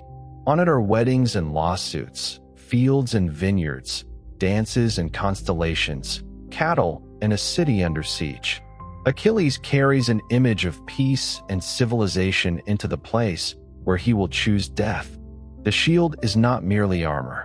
It is the poem's memory that the world contains more than battle, even when battle dominates the story. That is why the Iliad can be called a war poem and an anti-war poem at the same time. It understands the seduction of glory. It does not pretend courage is meaningless. It admires skill, strength, loyalty, and splendor. But it also shows the cost so clearly that any simple love of war becomes impossible. The fall of Troy completes that moral vision. The city's destruction is not the satisfying reward of Greek endurance. It is a catastrophe that stains the victors. The Greeks achieve what they came for, yet their achievement releases further suffering. A war fought over a violation ends with violations multiplied. A campaign to punish dishonor ends in acts that create new dishonor. The tradition knows hypocrisy. Men who speak of honor take captives. Men who ask the gods for justice desecrate temples. Men who condemn Paris for stealing a woman divide Trojan women as prizes. Men who claim victory cannot control the consequences of what they have done. This is why the homecomings are so bitter. The gods, the dead, and the violated order of the world follow the Greeks home. Agamemnon's death is especially fitting. He sacrifices his daughter to begin the war. He returns with Cassandra, a captive woman from the destroyed city. His wife kills him. The house of Atreus, already cursed by older crimes, receives the war back into itself. Public violence becomes domestic revenge. The boundary between battlefield and home dissolves. Odysseus' return is slower but equally revealing. He survives by cunning, but cunning also isolates him. He tells stories, hides names, invents identities, and tests everyone. His skill keeps him alive, but it also means he cannot simply walk home as himself. The war has made directness dangerous. Even at home, he must perform. Menelaus and Helen's return is perhaps the strangest. They survive together. They sit in a palace. They remember Troy. There is wealth, but the atmosphere is haunted. The marriage that caused the war continues after the war, which is either reconciliation, irony, exhaustion, or the old power of beauty still holding its place. Homer leaves space for discomfort. The Trojan tradition does not let closure come easily. Troy's cultural afterlife also raises the question of who owns a story. The Greeks sang Troy, though the Trojans are often the most beloved figures. The Romans claimed Trojan descent and made the defeated their ancestors. Medieval Europeans reshaped Troy into their own genealogy. Modern nations excavated, displayed, argued, and filmed it. Turkey holds the physical site. World literature holds the story. No single people can fully possess Troy because Troy has become a shared human symbol. This can be beautiful and troubling. Shared inheritance can become admiration. It can also become appropriation. The ancient city was a real Anatolian place before it was a Greek poem, a Roman origin myth, or a European cultural monument. Remembering that helps restore the ground beneath the myth. Troy was not only a stage for Greek heroes. It was a city in Anatolia, with its own people and its own life, much of which remains beyond the reach of the poems. The poems preserve the city most vividly at the moment of threat. That means we know Troy best through the imagination of its enemies and through later traditions shaped by those enemies. The inner Trojan voice is partly reconstructed, partly gifted by Greek poets who had the generosity to humanize the other side. This is powerful, but it is not the same as hearing Troy speak entirely for itself. Archaeology becomes important here because it restores a non-poetic Troy: walls, houses, objects, streets, storage, damage, rebuilding. It does not give us Hector's voice, but it gives us the city's material reality outside the Greek imagination. It reminds us that Troy was lived before it was sung. The site's long occupation also shows that the fall remembered in myth was not the absolute end of human presence there. People returned, rebuilt, honored, repurposed, and reimagined the place. Destruction did not erase the hill. Later Greeks made it sacred to memory. Romans made it ancestral. The place kept accepting new meanings. Troy is a ruin, but also a survivor. A city can survive by being rebuilt. It can also survive by being remembered. Troy did both. There is a deep sadness in the fact that the most famous thing about Troy is its fall. The city must have had ordinary joys: markets, marriages, births, games, meals, worship, gossip, work, children running through streets, old people sitting in shade, craftsmen proud of their skill, women managing households, merchants negotiating, priests tending altars. Yet the war swallows almost all of that in memory. This is what war does to cities, even in story. It reduces rich life to the moment of destruction. Any return to Troy must therefore keep restoring the life behind the fall. The walls matter because people were behind them. The horse matters because sleepers were inside the city. Hector matters because Andromache and Astyanax matter. Helen matters because women's lives were made into instruments of male honor. Priam matters because kings are also fathers. The burning towers matter because before they burned, they shaded daily life. If Troy had been empty, its fall would mean nothing. The greatness of the myth comes from the life it allows us to feel just before loss. The final night of Troy can be imagined in terrible detail, though no detail can be verified in the ordinary sense. The celebration after the Greek departure, the exhaustion after years of fear, the garlands, the wine, the old men allowing themselves to hope, the women sleeping perhaps more deeply than they had in years, the guards less watchful because joy has made vigilance seem unnecessary, the horse standing in the dark like a silent god. Inside it, men wait. The waiting inside the horse may be one of the most psychologically intense moments in myth. The hidden Greeks cannot move freely. They cannot cough loudly. They cannot speak. They must trust that the Trojans will not burn the horse, split it open, or leave it outside. They must trust that the fleet will return. They must trust that fear will not overcome one of them in the dark.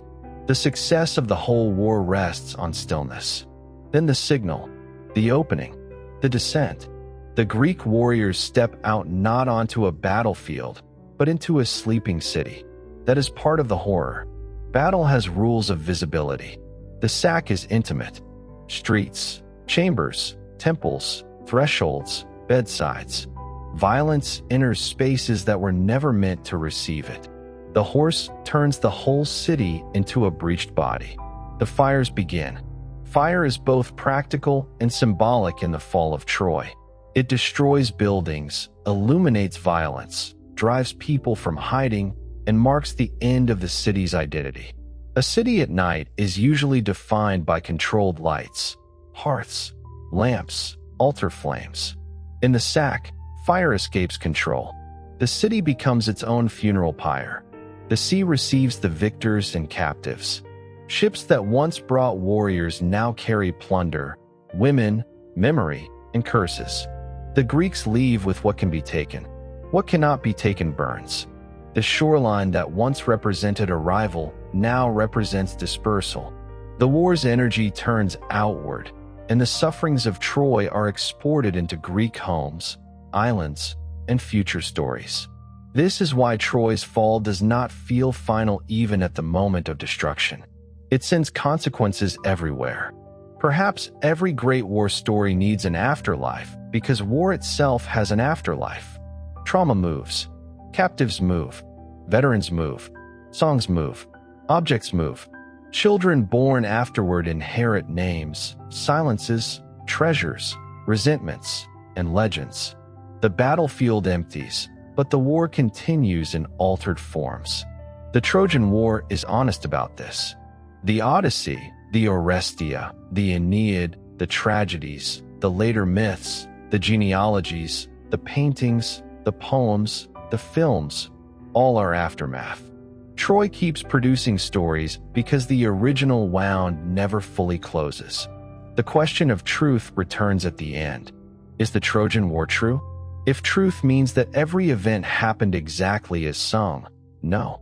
If truth means that nothing happened and the whole tradition is empty invention, also no. The truth of Troy is layered like the mound itself. At the bottom is geography. Above that, settlement. Above that, conflict. Above that, destruction. Above that, memory. Above that, song. Above that, centuries of interpretation. Each layer changes the one below it without erasing it. To demand only one kind of truth from Troy is to misunderstand Troy. The historian asks, what can be established? The archaeologist asks, what does the ground preserve? The philologist asks, how did the poem take shape? The poet asks, what does the story reveal? The survivor asks, what remains after the fire? The answer depends on the question, and Troy has always required more than one question. In the quiet, perhaps the most important truth is simpler. A city stood. A city fell.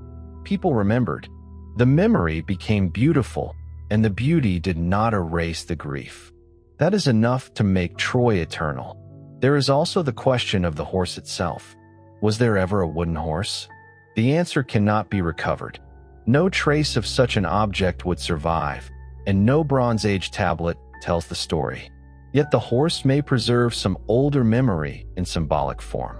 It may have been a siege engine, a ritual object, a poetic image, a memory of earthquake connected with Poseidon, whose sacred animal was the horse and whose power shook the earth.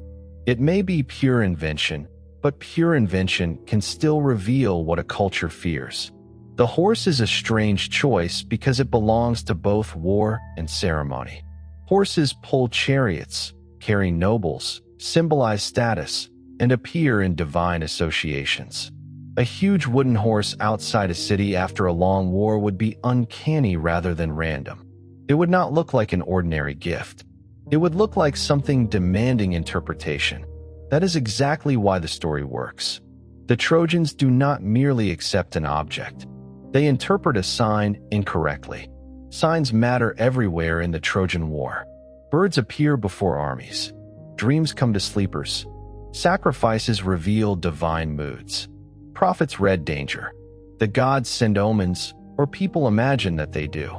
In a world where human knowledge is limited, signs become bridges between fear and decision. The trouble is that signs can be misread, and people often prefer the reading that gives them relief. The Trojans want the horse to mean victory. They want the empty shore to mean the Greeks have gone. They want Cassandra to be wrong because her truth is unbearable. They want the war to have ended without one more disaster. Their mistake is not stupidity. It is exhausted hope.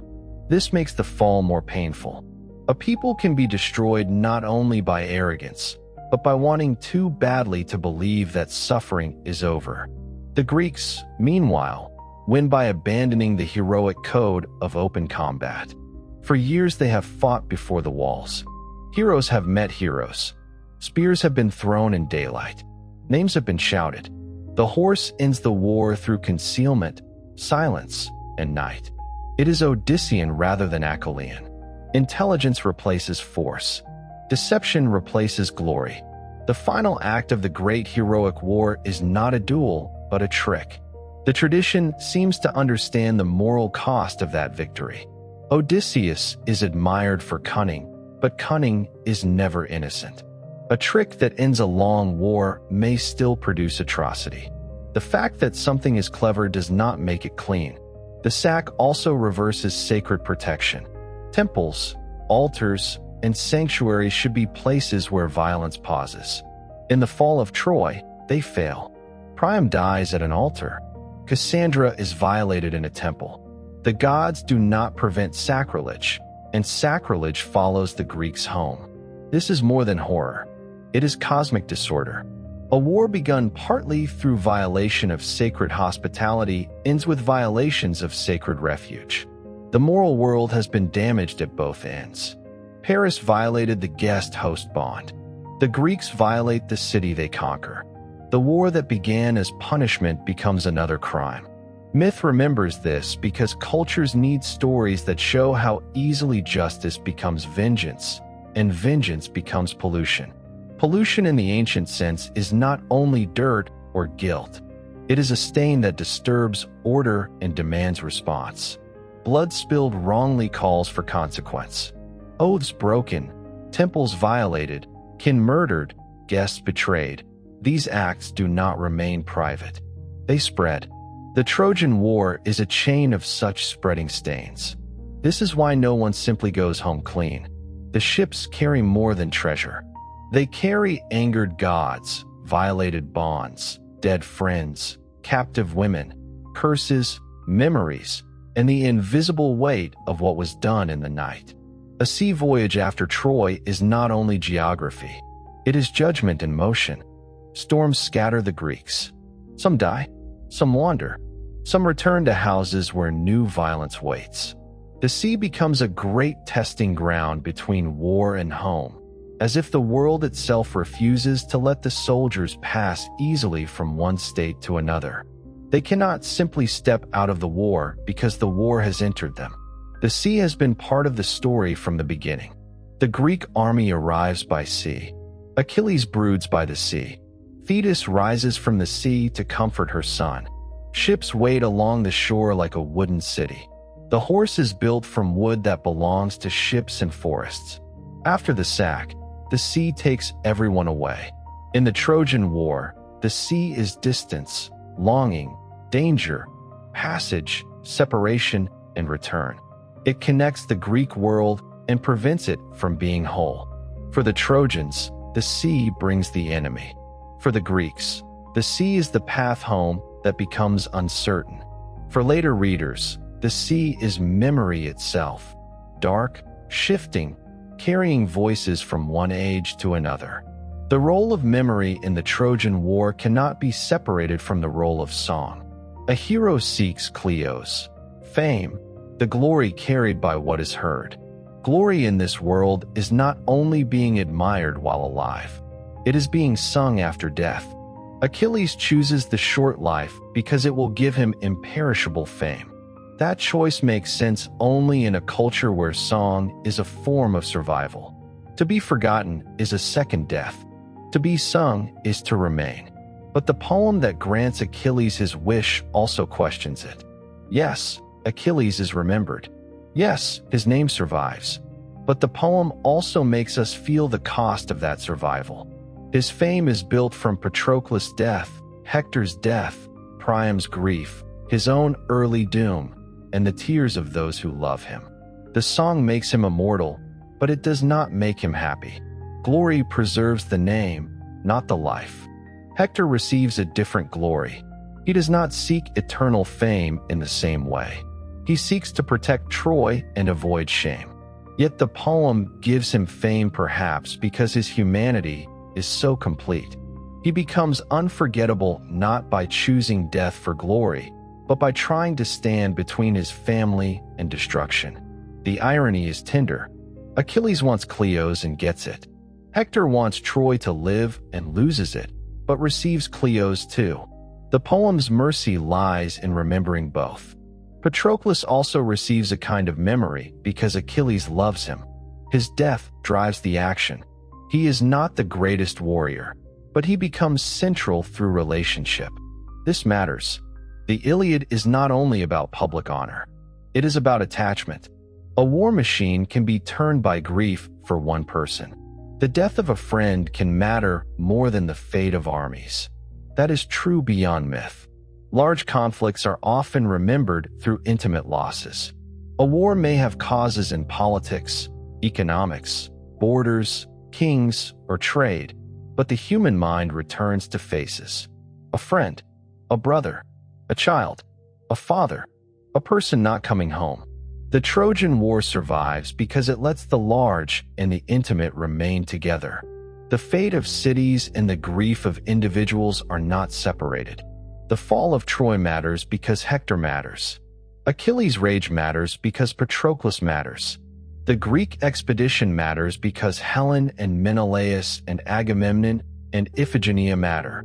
The world historical and the personal move through each other. This is also why the story can sustain a long telling. It is not one plot moving in a straight line. It is a constellation. Each figure opens another chamber. Follow Achilles, and the story becomes glory and rage. Follow Hector, and it becomes family and duty. Follow Helen, and it becomes beauty and blame. Follow Priam, and it becomes old age and loss. Follow Odysseus, and it becomes intelligence and return. Follow Aeneas, and it becomes exile and foundation. Follow Cassandra, and it becomes truth without power. Follow Schliemann, and it becomes the modern hunger to touch myth with a spade. Even the landscape opens chambers. The plain below Troy is not simply empty ground.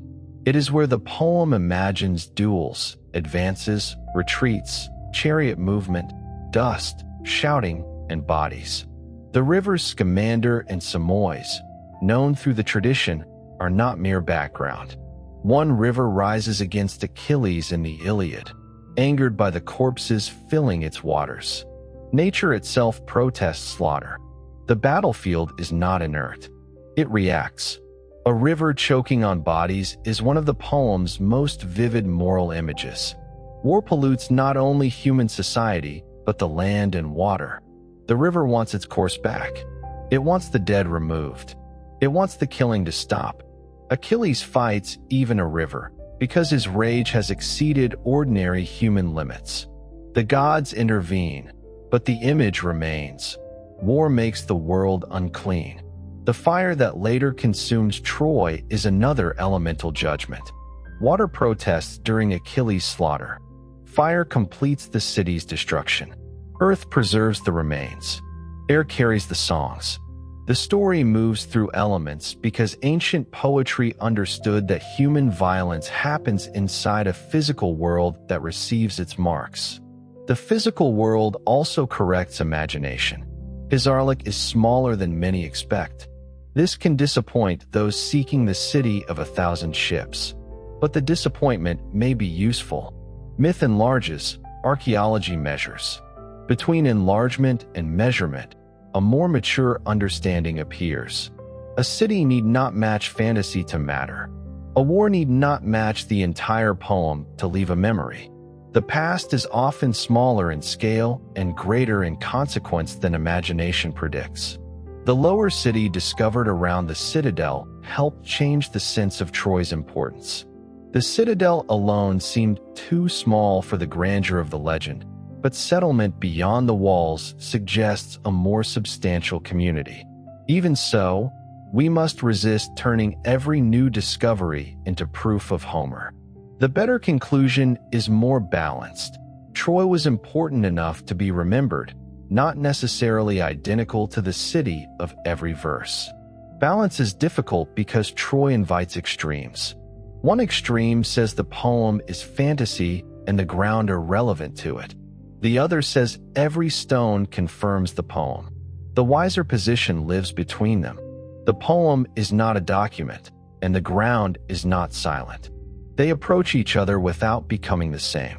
This middle ground may feel less dramatic, but it is actually richer. It allows the Trojan War to be a myth rooted in historical possibility, rather than either a lie or a plain report. It respects both the poet and the archaeologist.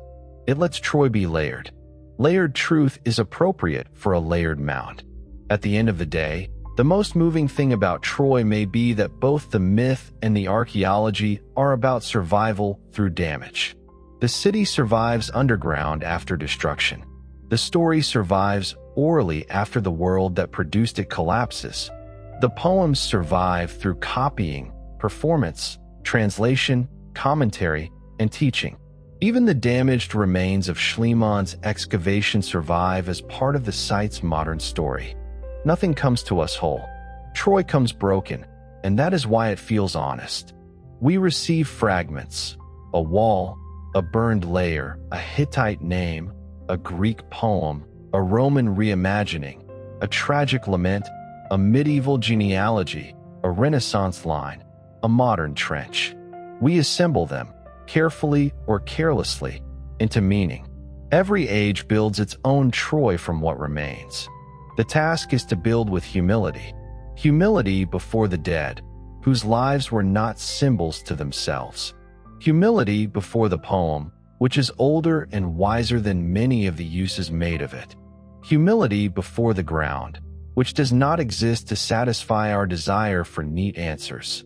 Humility before myth, which can carry truth without being fact. Humility before history, which can correct imagination without killing wonder. Troy rewards that humility. It gives no final certainty, but it gives a vast field of thought. It gives beauty without comfort. It gives ruins without silence. It gives heroes without innocence. It gives defeat without disappearance. It gives one of the oldest lessons human beings keep failing to learn, that the story of a war is never only the story told by those who win. The last voices belong to the mourners, not the planners, not the commanders, not the men who argued over prizes, not the gods who took sides, not even the poets who shaped the tradition. Beneath them all are the mourners, women beating their breasts on the walls, old men lifting hands to the sky, fathers touching dead sons, wives imagining slavery, children who do not yet understand that the world has ended. The Iliad knows this. That is why it closes with Hector's funeral. The larger tradition knows it. That is why the fall of Troy is followed by laments. Even the archaeology knows it in its colder way. Burned houses, abandoned objects, destruction layers, the signs left when ordinary life is violently interrupted. A city's fall is not a single sound. It is many voices cut off. The song restores some of them. Not all, never all, but enough that Troy still feels inhabited when the night is quiet and the mind returns to the hill above the plain. The calm of the ruins can make the whole thing seem inevitable, but nothing was inevitable to the people inside the story. Paris did not know, in the first brightness of his choice, exactly how many bodies would lie between him and the end. Agamemnon did not know that the daughter sacrificed before departure would be waiting for him in his own house as a memory with a knife. Achilles did not know, when he withdrew from battle, the exact shape Patroclus would have when brought back dead. Hector did not know, when he removed the helmet for his child, that this tender gesture would outlive the city itself. That is another reason Troy remains powerful. It remembers people before they knew the endings that we know. We watch them moving toward disaster with the terrible advantage of hindsight. They are alive in uncertainty. We are not. We know the horse will open. We know Hector will die. We know Achilles will not go home. We know the city will burn.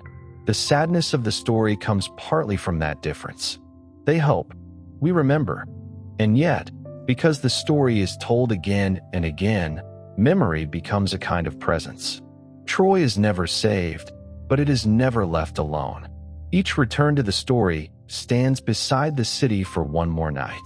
Each voice that speaks Hector's name, each mind that imagines Andromache on the wall, each person who pauses before the thought of the horse at the gate, gives the vanished city another moment of attention. Perhaps that is all art can do for the dead. Not restore them, not correct the violence, not rebuild the walls as they were, but refuse to let destruction have the last word. The old hill keeps its silence, but the silence is full. And in that space, Troy still waits for us, quiet beneath the grass and moon. It holds the weight of stone, ash, weather, digging, argument, longing, and song. It holds the distance between what happened and what was remembered. It holds the space where history ends and human meaning begins. The ruins sleep under the moon now. The walls no longer guard anyone. No bronze shield flashes on the plain. No king watches from the tower. No ships crowd the shore. The horse is gone, if it ever stood there at all. The voices that first sang the story are gone too, their names lost behind the one name we use for them, Homer. But the poem remains. And as long as the poem remains, Hector still lifts the helmet from his head so his child will not be afraid. Priam still kisses the hands of Achilles. Helen still stands between blame and sorrow. Achilles still chooses the brief life. Cassandra still tells the truth into a world that will not listen. The horse still waits outside the gate. The story ends, as all war stories must, not with strategy, but with the dead. The funeral fires burn. The women mourn. The ships depart. The city smolders.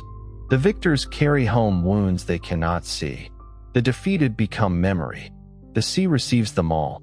The last thing to understand about Troy is that its fall was not the end of the story's power. It was the beginning. A city can burn in one night. A song can last 3,000 years. Sleep well. Good night.